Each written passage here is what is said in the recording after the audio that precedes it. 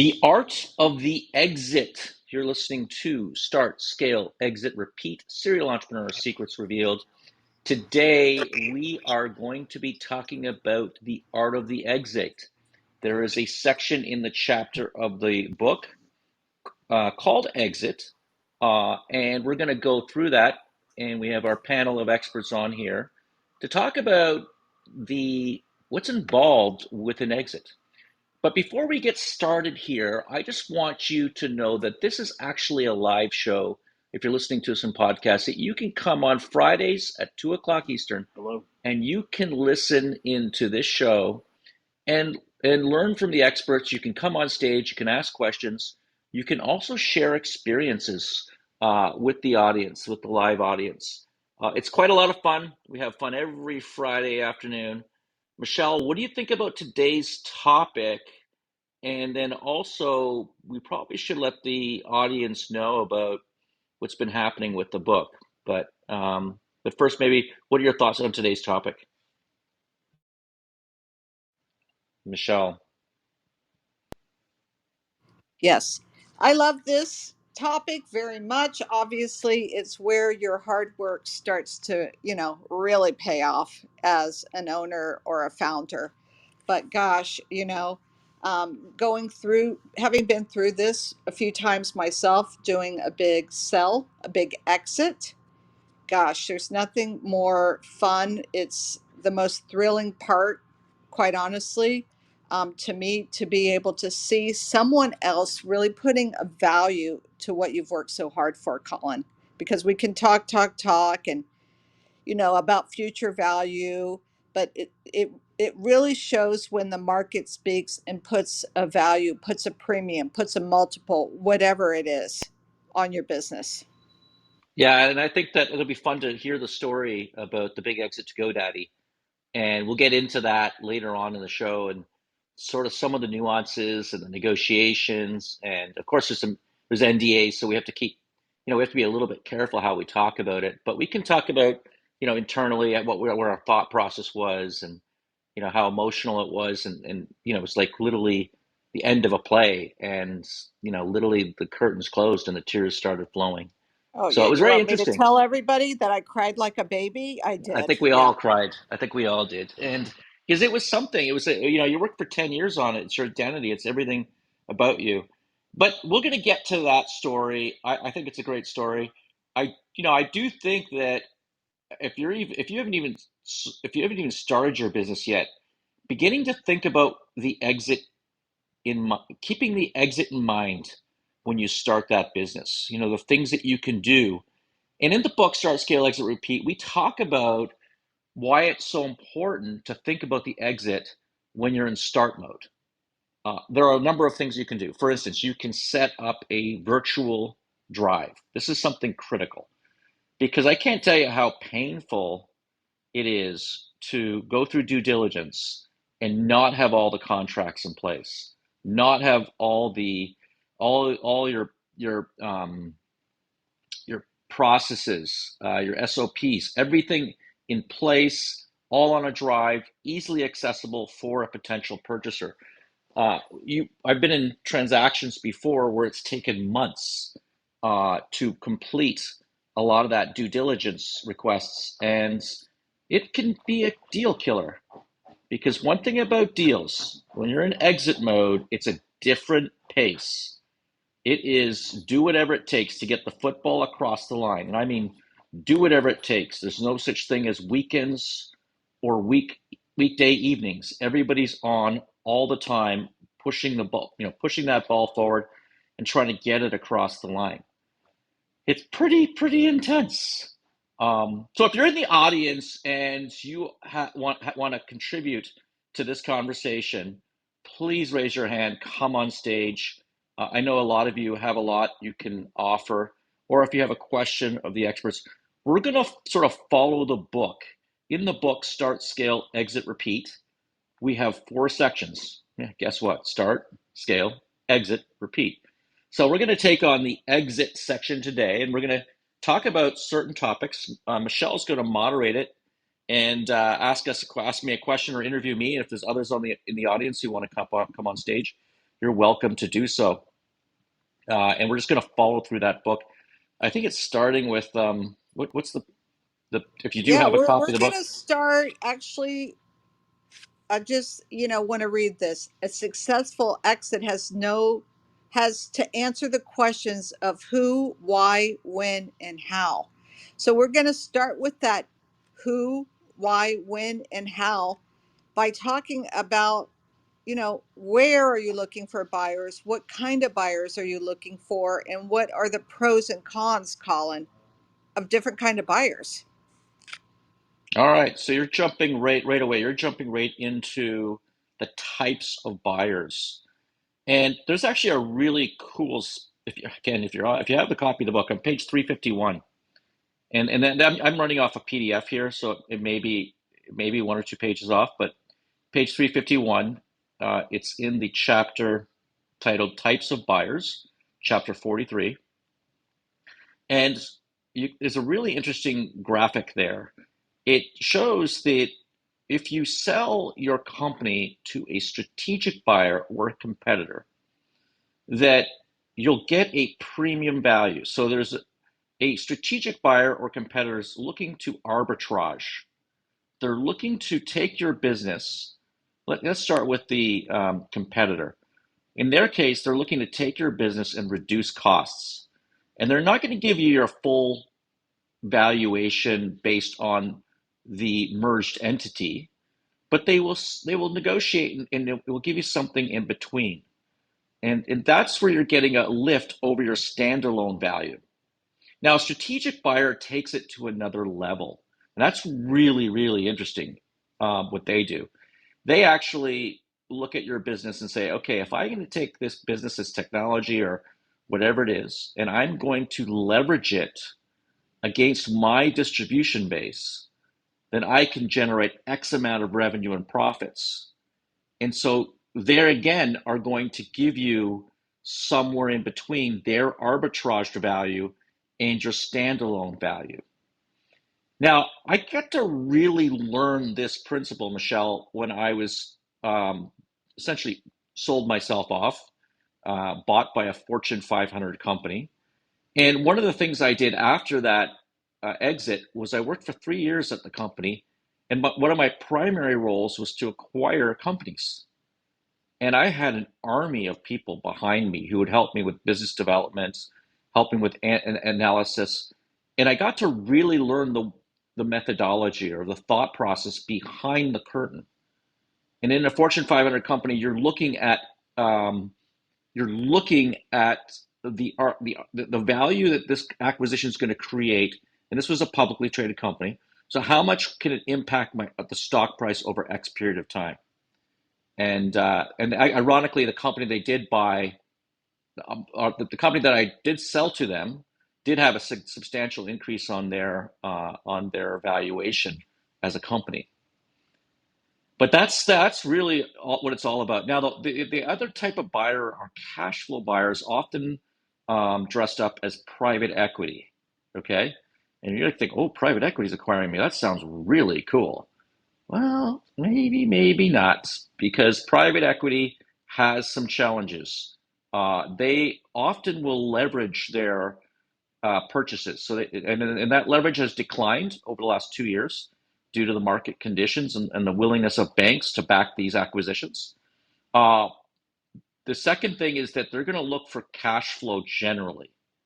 Not always, okay? Now, there are exceptions to these rules. If someone's in private equity in a company, hey, wait a minute, yeah, we just sold a company December 16, 18 months ago. It was a technology company. It had no profit, and um, we sold it for about six times revenue, 6.5 times revenue. Okay, so there are exceptions to the rule here. I'm not gonna say there are not, but generally we're gonna. And by the way, in that particular case, that private equity was consolidating a space, and they wanted a primary company to be the lead consolidator, and so our company fit that role. So in some ways, it was a strategic sale to a private equity company. But I want you to be careful of these cash flow buyers because what they're looking at is simply a multiple of EBITDA. And by the way, as the interest rates climb, they're going to want a higher and higher return. So right now, they're probably borrowing at a rate of around 10, 11%. And they need a return on capital. So they're going to need a 20% return. So let's assume you have a very stable earnings base with little to no growth, but little to no decline, very low risk company. You're talking probably about 5 times earnings. Okay. If you have some growth, you might be able to push that up to 6 times. It depends on the industry, whether it's recurring, whether it's e-commerce. E-commerce right now is very low valuations. You're probably talking anywhere from 2 times earnings to 6 or 7 times earnings on the high end in this current market condition. So we're going to want to avoid the cash flow buyers, and you'll often get calls every week from companies asking us, "Hey, can we buy your company? Can we buy your company?" And it was like, no, look, we were just done talking to these people because it was all about earnings per share. Well, let me tell you this. When we sold Hostopia, it was publicly traded. We sold it for 17 times EBITDA. Okay? Now it was a recurring revenue business. It was profitable, and we sold it for 17 times EBITDA. When we sold Dot Club, and that's under NDA, I can't exactly say what we sold it for, but I will say the multiple was extraordinary. We received a real lift premium for that company that far exceeds what is normally done in the industry.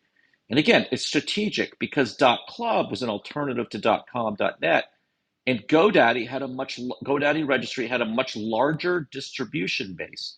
So they could take our name, the naming rights to .club, and they could sell it to far more distributors.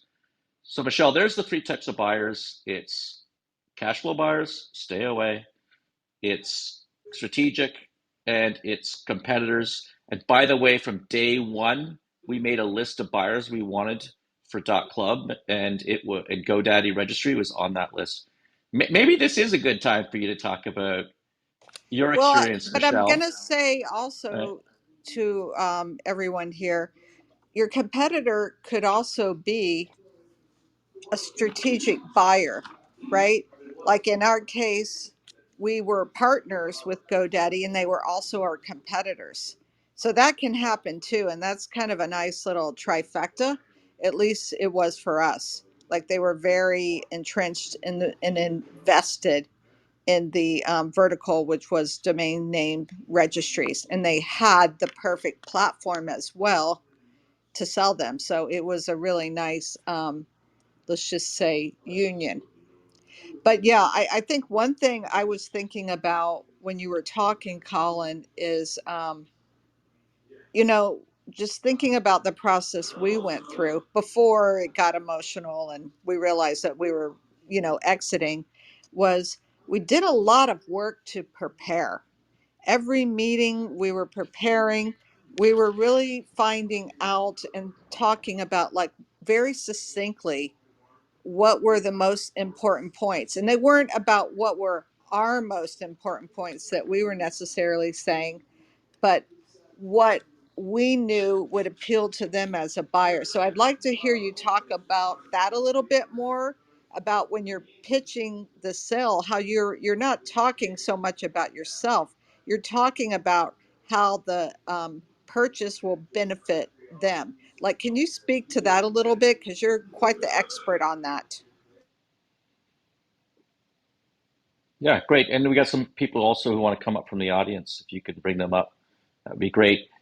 Look, in this book, Start, Scale, Exit, Repeat, we talk about story, people, money, and systems. Those 4 things in each section. Under story, this is not the time to be humble. This is the time to be bold and to really confidently and authentically spin the story.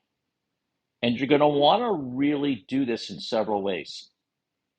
One of the things we did with GoDaddy registry is we had mentioned to GoDaddy, I think it was a 3 years, by the way, from the time that the president of that division walked up to me in Vegas, and that's another story. We will definitely not go into this. particular story at this show. But from the time he walked up to me in that day, it took 3 years before he finally bought the company. And there's a lot of struggle for them to get their head around the valuation that we were looking at and asking for. And they were like, "Are you crazy?" And it took really I think we had three separate meetings. And every time they kept, because he was a numbers guy, he was tough to break through, if you remember. And I'm not going to name names, but he was tough to break through. But he's always earnings per share, earnings per share, earnings per share, earnings per share. And I'm like, okay, but what is this worth if you can distribute it more broadly amongst your own base? So even though that's obvious, we're going to want to repeat that, the benefits of what your customers going, what your acquirer is going to, how they're going to benefit from the acquisition.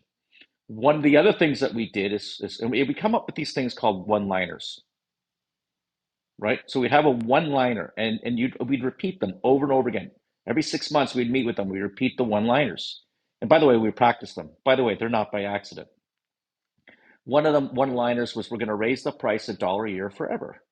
See, we sold the domain names for about, I think it was $7.80, and then it was 805 with whatever, and then we raised it $1, and we didn't lose any customers. And they still didn't believe we could raise this price $1 a year forever. And then the next year we raised it $1 again. So 2 years in a row we raised it $1, and then we kept telling them we're going to raise it $1 a year forever. Well, by the time the final negotiations took place, they were telling us, "All right, we already know you can raise the price $1 a year forever." So they've already begun to factor in uh, the pricing and the pricing power that existed within this business model, and began to give us credit for that component of the transaction. So these things may be evident to you. They may even be evident to some people on the other side. But don't think that you shouldn't point these things out. And the other thing too is you have to repeat yourself. I love one-liners because one-liners, people can remember them, and guess what? They always, everyone you pitch to, they always have a boss. Even the president of this division had the boss, which was the president of GoDaddy. So he had to go back to GoDaddy and says, "Okay, why do you want to pay that much money?" And he's going to say, "Because they're going to raise it $1 a year forever. We did the math. It looks really good, this acquisition at this price." And you position yourself very, very well for it. So that's something. You want your story to be sexy. You want it to sell. I was working with one of the companies that I've invested in. They have uh, Zendu. They have an accounting, automated accounting system, and this was like 4 or 5 years ago. And I said, "You're spinning this wrong in the offering. Well, you need to tell people the truth that this is an AI accounting system." And this was before AI was sexy at all. But it was starting to come in favor in a lot of different flavors at the time. And so I said, "You need to really spin that." And they did that, and they were able to get a much, much higher valuation. And this wasn't selling the company, this was doing a raise. But these are the times when you want to think about your story and how it changes and how you can spin it to particular acquirers. How do you attract these acquirers? That's another one, Michelle. Literally by going to trade shows, literally by meeting your potential buyers at the bar at 10 o'clock at night at these trade shows, getting to know them. People like to buy from people they like. And that's the other thing too. So I know, Michelle, the process, that we went through was about, I don't know, was it about 2 months? We just think about two Oh months, the whole gosh. negotiation, due diligence. Yeah, and it What was was, probably the most stressful thing about that process? well, I would say the most stressful thing I felt was, there's a lot of due diligence at the beginning and a lot of, let's just say hard questions while each party is trying to get a sense of where the other person is on the price. So that is probably the more stressful part, but it also can be very fun as well. I know that might sound ironic. It's you really just have to prepare yourself, right? Like know your numbers and feel confident about them and why you're at where you're at. And for, in my case, not just this, but in other situations like this too, don't be afraid to kind of hold firm. That's part of how negotiations work. I also say to myself mentally, like, it's okay if they're pushing back. It's okay if they are going to come back to you in a couple of days. Those are all really good positive signs. What's not a good positive sign is if they go dark. So it's kind of the thrill of the chase in a way, if I could say so, Colin. Yeah, absolutely. And we have Janelle on the stage. Is that how you pronounce that, Janelle? And appreciate you coming on stage. And I've added back, and now we're friends on the Clubhouse app. We lost him here. That's okay. If you want to come Uh-oh. up again, Janelle, we can have you back up. Here he comes again. What about Roland? I'm going to ask Roland.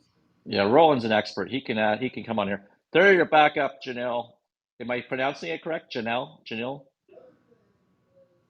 Are you able to here we Yes, go. yes, you are pronouncing it correctly. I'm so sorry, I've been away from Clubhouse for quite some time. And Yeah, a more lot of us have. A importantly, lot of us have. more importantly, Mr. Colin and Miss Michelle, this was some really great insights into understanding the businesses, especially that are tech focused and all. My question was particularly regarding businesses that are order book driven, especially their focus is on turnover, especially where, to be more specific, where the capital structure for the business is usually around 80% debt, 20% equity. In such cases, how would you justify the valuations, and at the same time, what would be a very, I know there is no black and white book where in mergers and acquisition, because so my question was regarding order book driven businesses, especially that are focused onto public sector infrastructure, where the capital structure is around 80% debt, 20% equity, or 90% debt, or 10% equity. In such cases, what would you do? Yeah, so when evaluators or anyone generally sophisticated acquirer comes in, they're looking at your company. They're simply going to value your company on what it is, and they're going to ignore the debt. And then if there's debt associated with it, they'll deduct that off the purchase price. In a lot of cases, the debt is not transferable. In some cases, it is. So let's say your company is worth $100 million dollars and you have 80% debt, then they're going to give you $20 million dollars. That's basically how the structure works. I mean, there could be, if you have a locked in loan that was assignable, you could obviously get a premium for that if you locked in at low interest rates. There could be something to that effect, but that's generally not available in the marketplace. So I hope that answers your question. Really don't care what the debt is. They're just going to Well, deduct that off the purchase price. the actual follow-up question is, so order book driven, when I say order book driven, is usually, say for example, you have a contract for 15 million, and at the same time you've secured it, you've completed that. Your company runs on a very turnover basis, so when you actually secure a bank guarantees, they are based on turnover. um, the possibility of the future business, these work orders have been locked in, where certain part of the equity also gets diverted. So having that order book security of the work that is ahead of the company, does Yeah, that play a crucial role? yeah, absolutely, absolutely.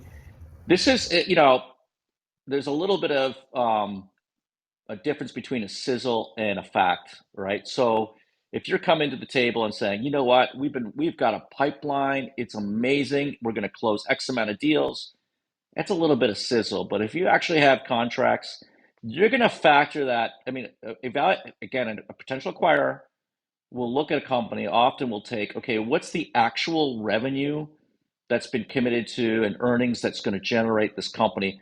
And then they might use a discounted rate. I mentioned earlier, private equity is probably using a discounted rate right now of probably around 20%. So they're going to, you know, I think that's too extreme, by the way, but But the fact is, you're going to say, okay, if the company's going to generate X amount of earnings for the next 10 years, we're going to discount that back based on a certain percentage rate. So, they will look at that. We do have a lot of people on stage right now, Michele. So I don't know if you want to moderate, go through Yes. this, and let's just Well, jump maybe to Gaurav next. Thank you Gaurav. very much for your input, Mr. Colin. Yeah, thank you. That really helps. So, Appreciate it. Yeah, Gaurav, absolutely.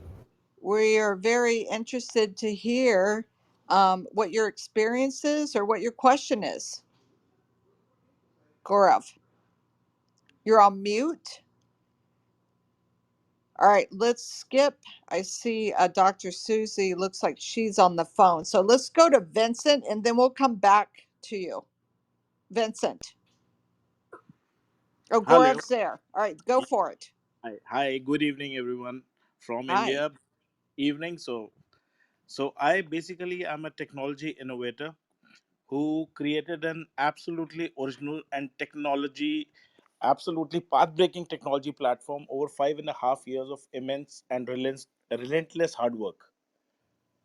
But rather than being able to see the fruits of my labor, this business was stolen and it was replaced discreetly with a failed startups business who are living my life for the last 10 years in spite me taking them to the court, which unfortunately in India do not favor the common citizens. And that's the life that I have been living for the last 10 years, trying to get justice and even getting my story out. Thank you. That's what I basically wanted to share with everybody here on the podium. Yeah, it's absolutely a shame that that has happened to you, and I feel for you. Often, a lot of companies that if they can get patents and trademarks, you can increase the value. And I know this is not necessarily your case, but if you can demonstrate that you've protected the assets, either through patents or whatever it is, copyrights, trademarks, if you can demonstrate that those assets, that increases the valuation of your company when you do try to get to Absolutely. an exit. Absolutely. In fact, I have a IPR, I have a copyright legally valid for next 60 years as per laws in India. And in spite of that, that's the unfortunate part. And the business that I had created was sold at a whopping valuation of $6.5 billion at its peak. Well, that's Well, it absolutely sounds like you incredible. can build some. Sorry, Vincent, go ahead. Sounds like you can build some pretty great stuff, rather than like trying to seem like you're getting any headway on. 10 years is a long time. Like if you dedicate yourself to something else, who knows? Maybe you can sell it for like 3 times that, 18 billion. But right now, like unless you have any like significant headway, I would divert most of your time towards new projects because I'm sure if you came up with one that was worth like a walk evaluation of that 6.4, then I'm sure you can do something even better the next time. No, definitely, Vincent, I agree with you. And in fact, that's my whole takeaway from this learning, that I'm now building more businesses because they can steal one of the things that I built. They can't steal my skill set.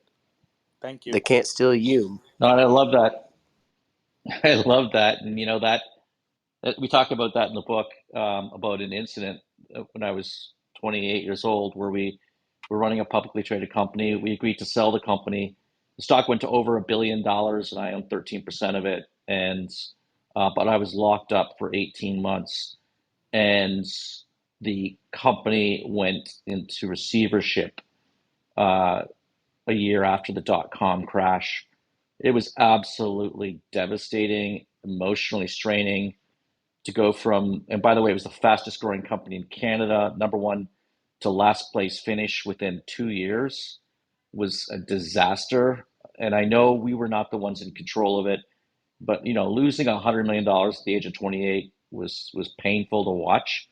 And there are two key lessons that we liquidity or control. And the second was bad things do happen.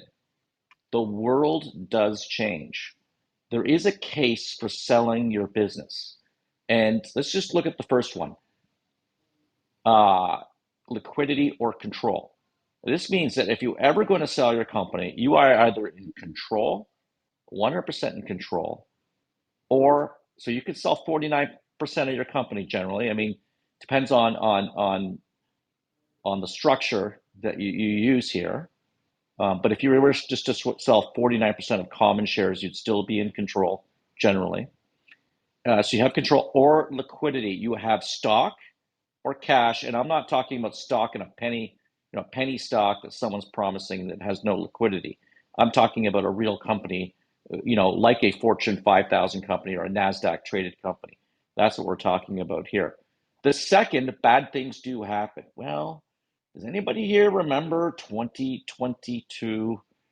We had the crypto crash, we had the tech wreck. I mean, e-commerce companies, one publicly traded company went from 3.5 billion down to 150 million. And by the way, that was pretty much every e-commerce company out there. It was a complete wreck in 2022. We had the war breakout in Ukraine. We had a hurricane. Ian hit the Florida. I mean, it was a really bad year if you had businesses associated with each of these disasters. And unfortunately, we did here at the incubator, but we managed to persevere and get through those periods. But I will say that bad things do happen, and that is a major case for selling. I know you hear about people who want to hold on and build companies and get to that unicorn, but the world changes and things do happen. And I do believe, and that is the central thesis of the book, I do believe that start, scale, exit, repeat is a better strategy than start, scale, keep, and not repeat. And I believe that's the case for multiple reasons, but the number one is bad things do happen. It hit me at 28, and I know it could hit other people as well in many different industries.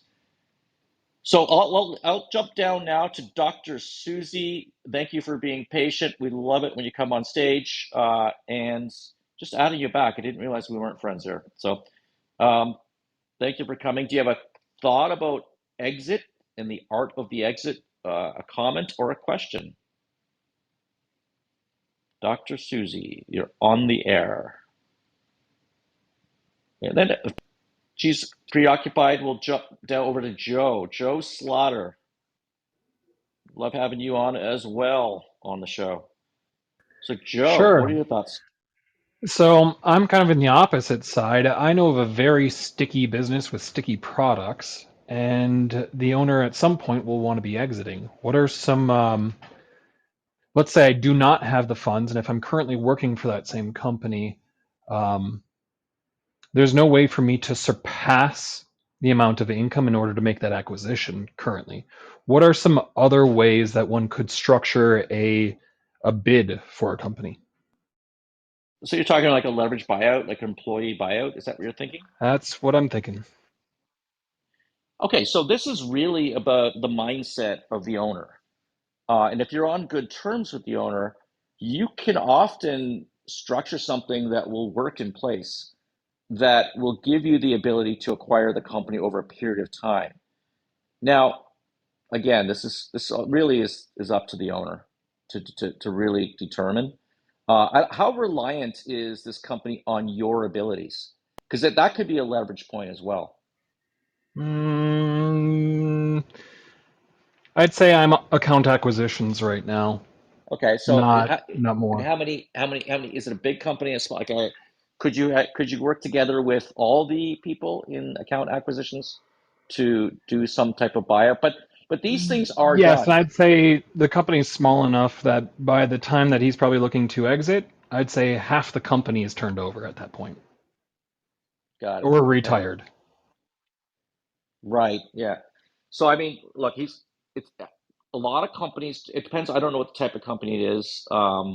Some companies are highly liquid. They're very easy to sell.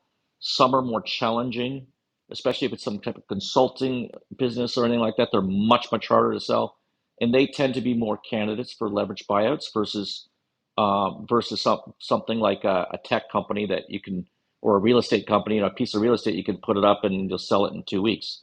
right? They tend to have fairly good liquidity. So I don't know if the company's in a situation where the liquidity isn't as great as those type. But if it is, it's a very difficult play on your hand.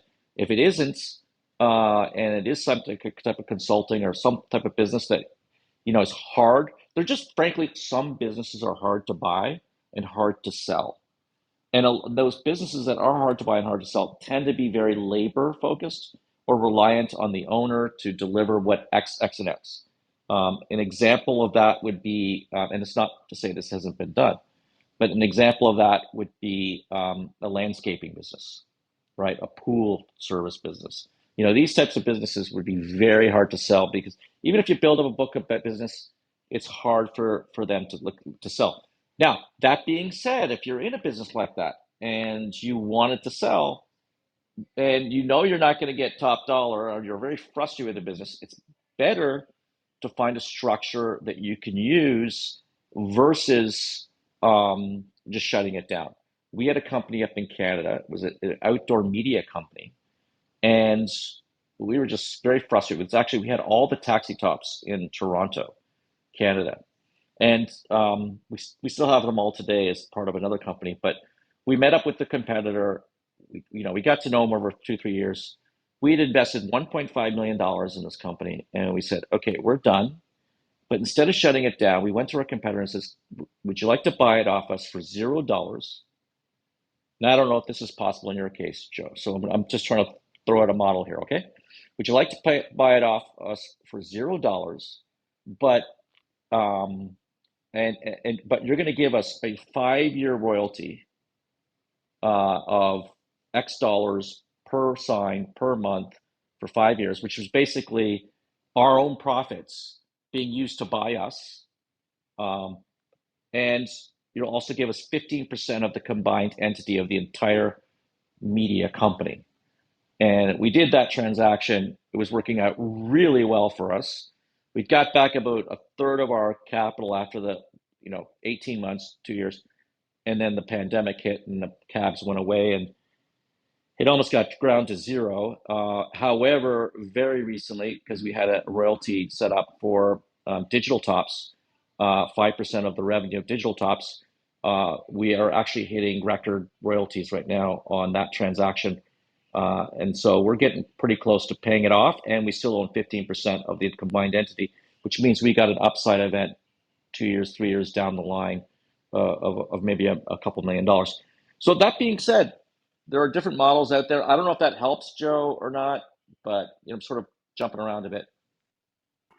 It slightly does. I've seen similar companies at this scale, maybe larger scale, go to employee owned, or at least they just formally transitioned from a one sole proprietorship to an employee owned company after they exceeded 50% equity.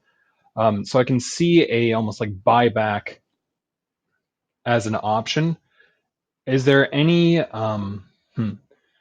in this case, I would presume that he wouldn't want to give up any equity until a certain date. But is there ways or language that would work well for saying, hey, I'm going to make the offer, but in 4 years, it's not really going to come to fruition until 4 years pass? Yeah, I'm not an M&A lawyer. Okay, so I'm basing a lot on just my own instincts here and thoughts about this one. There is a structure where you could own it and have to pay a certain percentage a year of revenue for X number of years. That's a potential structure. Here's an idea. I've never done this before. It's just going through my mind right now. Is if you could find the right private equity partner, that you would go to the private equity partner and say, okay, here's what I'd like to do. I'd like to work with you to acquire this company. Again, I don't know the nature of the company, but that could potentially be a way of buying the company. Now, again, you're not necessarily in control of the company. This is a private equity firm. And if you remember, I just said liquidity or control. But then if you have multiple shareholders with employee ownership, that can also be a difficult model to manage as well. So, I mean, there could be alternatives, but if there's some way you can leverage the company upon, say, so let's say you're able to get some financing on this company. Let's say it's 50% of the value of the company, and then he were to take X percent of revenues or earnings for X number of years, then that would be, and you were in control of the structure, then I think that might be a model that could work in that particular situation. I'm not a corporate lawyer though, and I haven't had experience doing this, so that's pretty much all I got on that one. I don't know if anyone else has anything to add. Um, so, Mr. Joe and Mr. Colin, like, these were some of the really amazing inputs. So this is just an experience I had when I was planning on an acquisition of a manufacturing company as a backward integration to my business. So it was something very predominantly focused on constructing the metal girders that actually goes on the bridges, especially for metro and rails and everything. And the deal was practically structured in a way that my whole 100% acquisition would have gone into effect over the course of 4.5 years. We spent 5 to 6 months. I did actually have an access to a corporate law firm who was doing a little bit of diligence on my end, and there was an investment banker as well. So it was not more of a leverage buyout; it was more of a management buyout, because the top management of the firm that was being acquired, they had already reached at a certain age point and everything. They were not looking to get into too much risk or anything as such. The only reason that it actually fell through was because my line of work, it truly requires on the promise and the pipeline of the projects, and it's one of the main reasons why I did not work out. But one thing I learned, that over the course of 4 years, how they had structured was there was always a part of profit sharing, because this was a manufacturing business. This was more of a backward integration to my business itself. So yeah, there's that, and whatever the earnings that would come out of the business, it was always going to be pumped back into the existing firm. And over the course of 4 years, you slowly, steadily, you just keep on buying equity from the earnings itself. So our first target for the first year, we had set for a project uh, for manufacturing at least in 300 metric tons of metal girders. And but yeah, it was not sustainable over the course of 4 years, so decided not to go forward with it. But this is just my 2 cents on it. I mean, I hope this helps. No, thank you Thank you for for that that. advice. Go ahead, Joe. I was just going to say thank you for that advice. Yeah, I Most like welcome. one thing about any structure you think about here. I want you to think about liquidity or control. If you get, you could be a model where you sort of, oh, say 10% equity and da, da, da, and then you get up to 40%, and the guy's got control, and then he pays himself $1 million a year salary, sucks all the product. Like if you're going to go down a structure of this, you got to figure out a way of getting control, and the owner's going to get paid out, but the owner's going to get paid out with you in control, and that's something um, I would not I mean, the only other way that they would get control back is if you didn't make your payments or something like that. I mean, you can have some type of reversal clause like that, but as long as you do everything on your side correctly, you shouldn't be screwed, if you work for 4 or 5 years to do something like that. But in any case, I did want to mention, since you brought up lawyers, or we brought up lawyers here, is that a good M&A lawyer is absolutely critical for an acquisition or a sale of your company. And sometimes the lawyers can mess up the deal. So you really have to plan this out when you're working with your lawyer and going into that negotiation. You have to talk about what are the things that you really care about and don't care about. And I remember in that negotiation with GoDaddy Registry, we there were about, I'd say about 30 times I would literally override the lawyer. And by the way, it was a tactic that I used. I'd override my own lawyer and give in front of all the negotiators, making the other negotiator look really good. And of course, it was something I didn't really care about. I know sometimes the lawyer did. I remember one, we had a big argument about jurisdiction. The lawyer was going on for 20 minutes. It has to be in Florida, Florida, Florida. And then they said, no, we always do deals in Delaware, Delaware. And I'm like, okay, that's it. You're done. You're done talking. We're doing it in Delaware. That's it. Move on. And the other side was like, oh, okay, this is pretty, and it was great because uh, it gave you some capital to try to negotiate and get stuff you really wanted. And this deal also included a complicated earnout. Now, I want to distinguish a couple pieces of the transaction. There is the amount paid up front. Sometimes there's an earnout, and sometimes there is a holdback. Okay, holdbacks are typical, and they typically run at about 10% of the value of the company.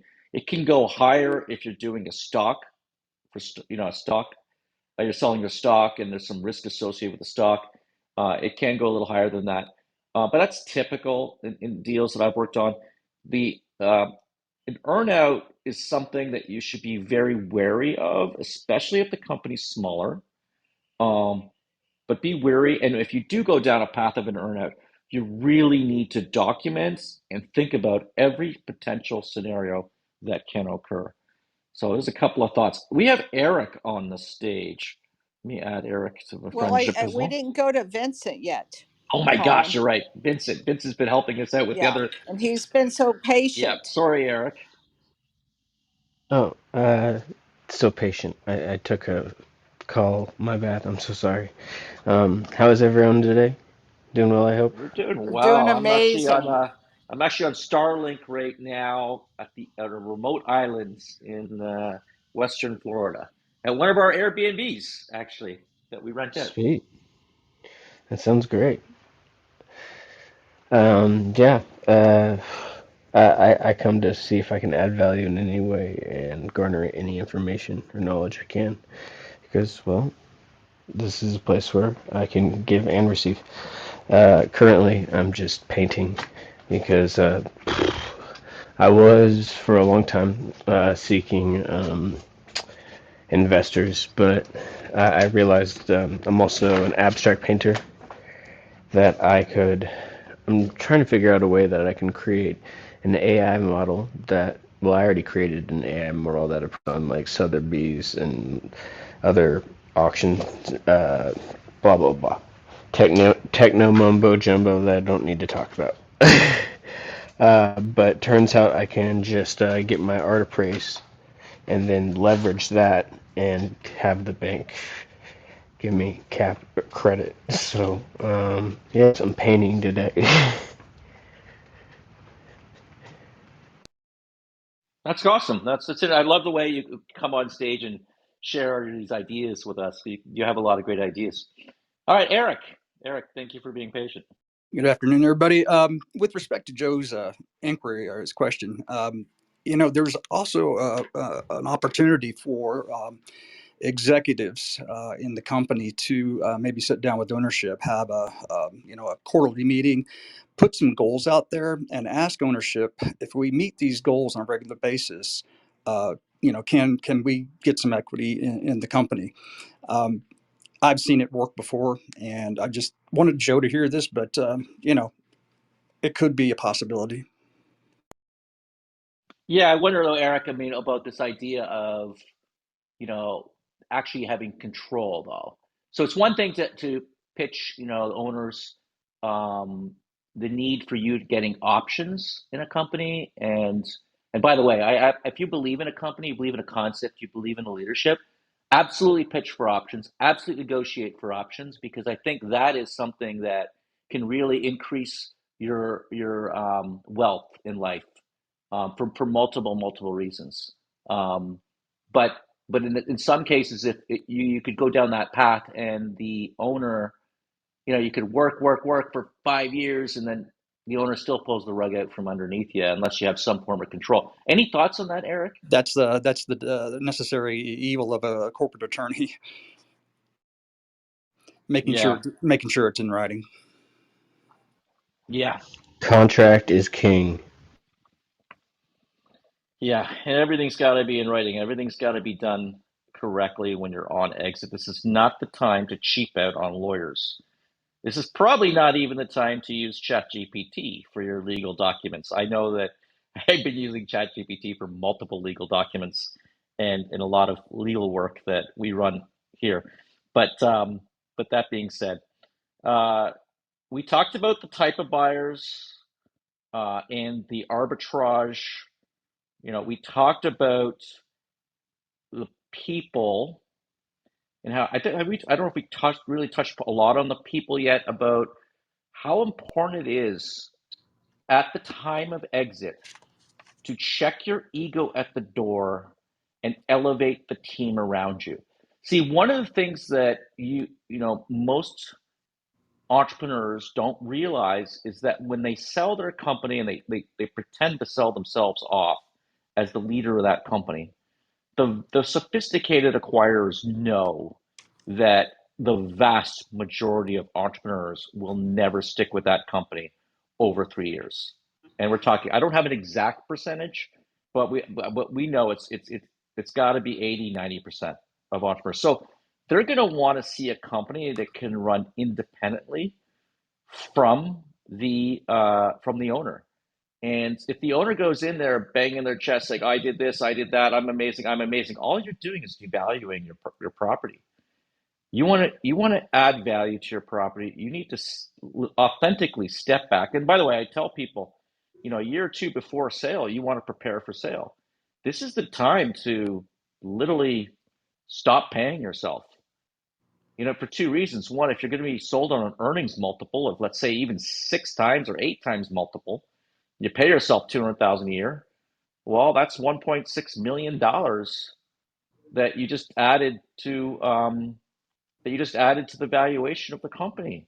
Now, second to that is be authentic and actually have the team run the company independently of you, because that can help. You can still be involved in strategy and high level and whatnot, but step back. You should not have the title of president. When I sold .club, Michele here, she took over as president. She ran the company for 3 years before it sold. Right now, she's running another company called paw.com. And obviously, we're interested in selling paw.com. Anybody interested in buying? But she's in the process of turning that company around and making it successful. So it's really about check your ego at the door and elevate the people around you. Any thoughts from anyone on stage about that concept? Michele, starting with you.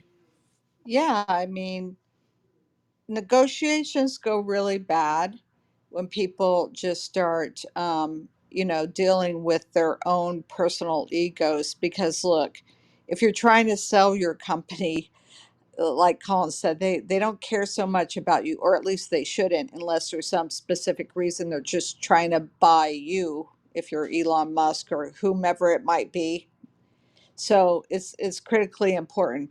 But one thing I was thinking of while you were saying that, Colin, is how much you have your people involved and how you position them is absolutely critical, and how you treat them throughout the whole process.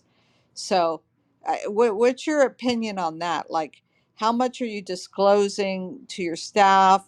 Like, where do you lay down the line here to give the folks Yeah, here a little bit of more I think insight? that, yeah, I don't think you want to pull your team in or your staff in unless there's a few key people close to you until you really are serious and going down the path. And I want you to think about all your key people in your organization. What is in it for them, this exit? In the case of Club, because we sold to a competitor, they eliminated all the staff. But every one of the staff members had options in the company. So they were getting a nice payout. This was also something that benefited their resume. They were involved in a very successful exit of a company. And a number of them have gone on to do very successful things outside of the incubator or the companies that I'm involved with. So, that what's in it for them? Let's think about that. And that's important. I do think that you need to bring people in at the right time, but you really don't want to be, oh, we're talking to a private equity guy this week or that week and just freaking everybody out and they're all worried about their jobs and what's going to happen a year from now. No, unless it's really, really serious, you want to keep those conversations very close and tight to your chest.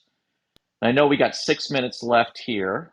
Michele, Sorry. Yeah, I'm just going to add, before we end today, another important thing here is you don't want to distract the whole team, because the last thing you need is for everyone to be worried or change directions, on strategic, goals or initiatives that you have in place. That could really mess things up, not just for yourself, but for them too, quite honestly. Because hopefully you have treated them well and they have options, and they have something there, or maybe they stay with the company. Like many times that does happen, and you want to make sure you set them up. All right, we got a couple more speakers coming back on. Two more speakers to go. Raghu. I hope I'm pronouncing it correctly. Raju, you're up next. Colin, good evening, good afternoon. Ragu, like a spaghetti sauce, I love just it. like a I love Raghu. yeah. Um, oh no, I'm just want to thank you for this wonderful room, always dropping gems, and I'm here to pick it up. Some good. I just wanted to bring it to your attention, maybe next time, because you probably don't have time now. This MJ.com, if you noticed, gone on a fractional sharing kind of thing on a road rally. Do you know about that? What's going on? No, I don't. Did they sell? Yes, they are telling us shares. So mj.com. I'm not a good way of presenting it, okay? So, but pardon me for this, but I'll just tell you. It's mj.com was fractional at rallyroad.com. You can buy a share for $20. They only have $1 million shares. You can buy it $20 per share, and you can be part of mj.com. And future lies. You can imagine the value of mj.com, a two-letter.com. So it's a big news in our domain space. I love it, and we're definitely veering off here of the main topic, and we got to run a show in the next few weeks about this because raising money has become so much more interesting in the United States. I would make certain they've done their documents correctly. Never invest in a company unless they've got their documents done correctly, and no one can solicit for securities no matter what unless they've filed with the SEC. Uh, this is they can do it under Reg CF up to 5 million, and under Reg A plus up to $75 million. So there are options out there for assets that can be collateralized or broken down into tokens and whatnot. Just make certain they've filed with the SEC. We have a project here on North Captiva. We're considering three houses. It's a $5 million project. We do a Reg CF and we sell tokens for 10,000 a token. And but again, if we solicit whatsoever, we have to file the right documents. Usually, we also add a private placement memorandum, which includes risk factors as well. But I don't want to get into that right now. Dr. Yang, you're last up. Any thoughts on exit or questions? Oh, hi, Colin. Hi, Kel, Mimi, everyone. I just got here a couple of minutes ago. I missed this session. Actually, I haven't go into this startup rooms for ages. So I'm thinking to start up, to have a startup. So only can get some knowledge or partners from this room or something. Are you with me or? So you talk about You're the audible. I other can hear way. you. Yeah. Yep. No, thank you, Doctor. We're out of time though, and I appreciate you coming on there. I would like to say that this was a very interesting show. We're gonna I think we're gonna extend it into next week as well. I don't know, Mimi, do we have a guest speaker next week? I can't remember. But if we don't, we'll extend this. We'll do Art of the Exit 2.0. This is actually going to be the topic of a masterclass, which we're doing on Entree with a PowerPoint presentation detailing the things you need to do for the exit, and it's a free masterclass that we're putting on. And after the live session, it goes into the content of Entree, which you need a $300 membership to join. I think it's 300 or 250 or something like that. So if you want to catch that, you can check it out on the calendar on startup.club. We also will send an email out about that. We have some really incredible announcements coming up. We also have a book deal coming up where we're going to get you this one particular author is coming on, and he is going to offer the book for 24 hours at 99 cents on Amazon. And we're going to announce that on the email list. But if you're not on the email list, go to startup.club, sign up to the email list. There's giveaways. We usually announce speakers, shows, a lot of cool things. Big announcement this last week. There were two announcements on the book. We were one of three finalists for the IBPA Benjamin Franklin Awards, and that was just incredible to think this was the one of three finalists for the Business Book of the Year. And that's we're going to hear on April 26th. I'm flying to Colorado with my wife, and we'll see if Start, Scale, Exit, Repeat can take the top business book of the year, which would be really, really cool. But even better than that, this last week, Kirkus, one of the most prestigious rating services, gave Start, Scale, Exit, Repeat a star rating, something they do on only 2 to 10% of books that they review. That is considered to be sort of the Michelin star of ratings. We're pumped about that. We worked so hard on it. The team, it was really 10 years writing it, 2 years with the team of six, putting this book together, over 200 interviews, of which 50 made the book. It's incredible and couldn't have happened without Startup Club and the community of Startup Club. If you haven't already got a chance, grab the book and sign up to the email list. Oh my gosh, we're doing so much with AI coming out on Startup Club, and it's free. We do this for free, absolutely free. We don't have any master classes. We don't sell anything. We do it for free because that is our passion in life, right, Mimi? To help, and Kyle, to help others succeed, to make a difference in the world. And that's why we do everything we do. So please sign up to that email list and get some of the free stuff we're going to start sending out to you. All right, very good. Thank you all, and we'll see you next week. Mimi, do you have next week's show? Do we have a Yes, we speaker don't next have a week? guest, so we can continue this conversation Yeah, next because we week. didn't even talk about timing is half the value and selling your systems and all these other really interesting things. So come back next Friday. I might be on a plane, but if it's not next Friday, it'll be the following Friday. All right, we'll talk to you Hey, later. Colin, just Yeah. real quick.